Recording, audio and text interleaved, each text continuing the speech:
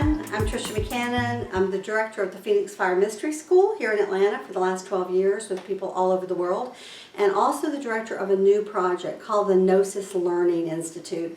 And we're just starting to get this set up online, but it's an institute dedicated to teaching something called whole brain thinking. What's whole brain thinking?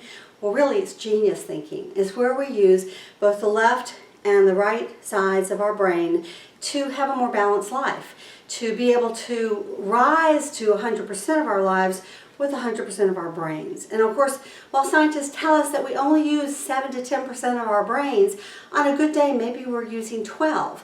Whole brain thinking moves us to where we have more access to more of who we are. So let's explain this in very simple terms. We have a left and a right hemisphere. Most of us know that. Most of us think that the right-hand side is associated with the masculine, and it is, but it's actually connected to the left side of the brain, interestingly enough. So there's a cross. So left brain thinking is masculine thinking. Right brain thinking, which controls the left side of the body, is feminine thinking. Each of these two kinds of thinking have their strengths and they have their weaknesses. And so in truth, they need each other.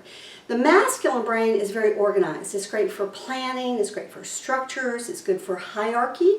The structure of hierarchy is great for businesses many times. And a lot of our businesses and our government and our military is all created around masculine thinking. Because masculine thinking is a good problem-solving, third-dimensional thinking, but it works within very specific parameters. And this is why governments and businesses have hierarchies, a structure, because it's the masculine that's really ruling that whole paradigm. And there are good things about it, as I've said, but of course if you go too far to the masculine, what do you have? You have a control-oriented society, a caste society in many ways. Everyone has a place, everyone's trying to climb to the top, you have relentless competition, you have struggle, you have dominance programs, you have the belief in the divine right of one person or one group or one race or one nation to rule the world. As we can see, we have some of this in our paradigms today, and it's not really serving us because in truth, we're all on this planet together, and we need to think about ourselves as a global civilization, as a group of people that are in fact connected through our use of wind and water and land and food and animals and resources. So we can see it has strengths and weaknesses. So when we look at the feminine brain, we have a whole different thing. We have a creative brain. We have a brain that thinks outside the box.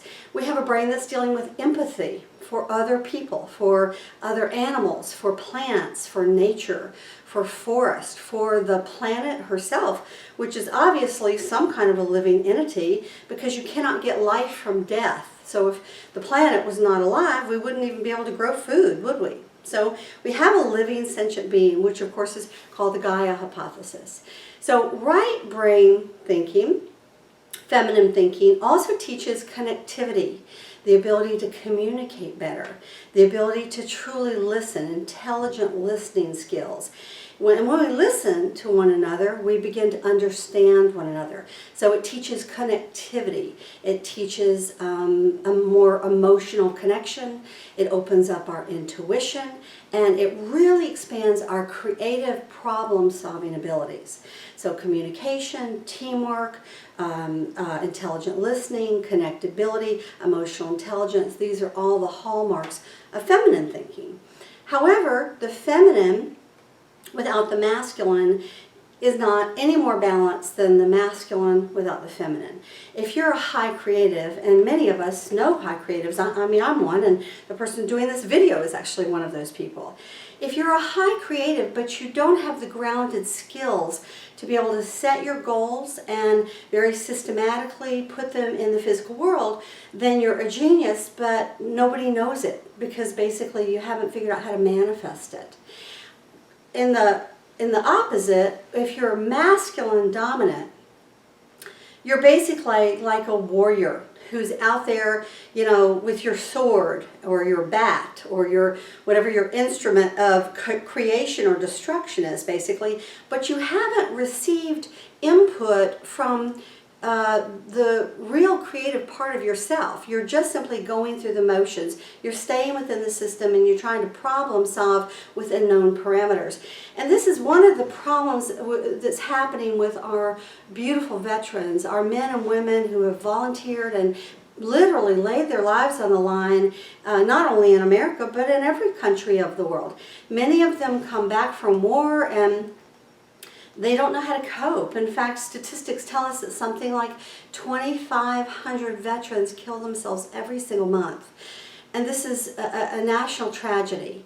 Why is this happening? Well, there are a number of reasons, but the simplest version is that the military, in order to function as a hierarchy, teaches masculine thinking. And they really encourage warriors to close down some of their empathetic intuition, because otherwise it would be really too hard to go out there into battle and to do what has to be done to protect a nation.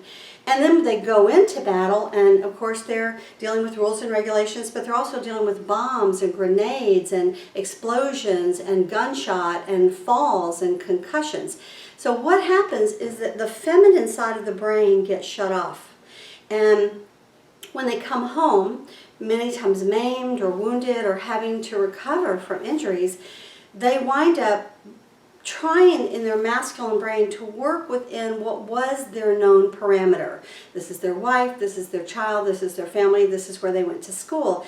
But they're actually not able to rise to the occasion very easily to come up with a whole nother way of living because it's the masculine brain that's turned on and it's only able to work within known parameters.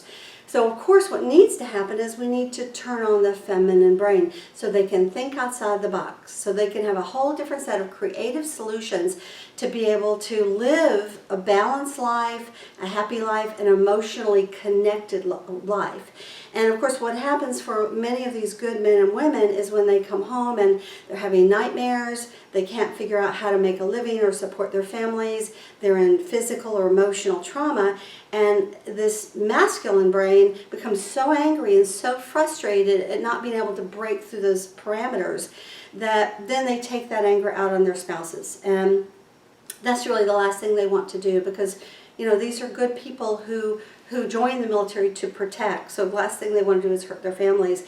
But if you only have one side of you functioning and you can't figure out how to get out of the cage, warriors tend to beat on the walls of that cage. And if they don't take that anger out externally, then they turn it inward. And this is what causes many to kill themselves, because they can't find a solution.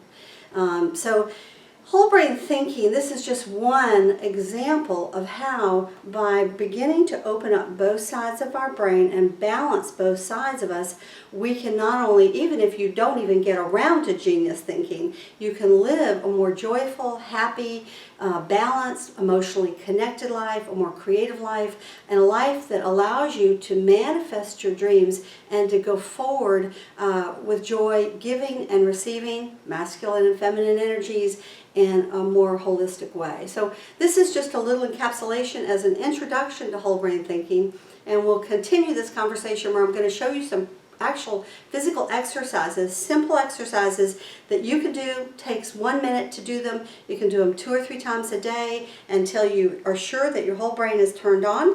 I have a whole series of these that I'm developing in a new book about whole brain thinking and on my website.